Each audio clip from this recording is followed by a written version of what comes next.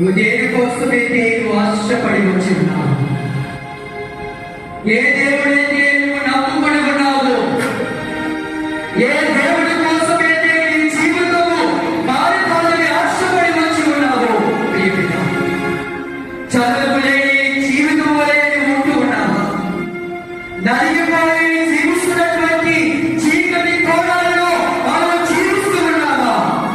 అయితే ఈ ఆరాధనలో తన యొక్క పరిశుద్ధమైనటువంటి హస్తాలతో మనందరినీ కూడా తాకబోతున్నాడు. ఈ హృదయాన్ని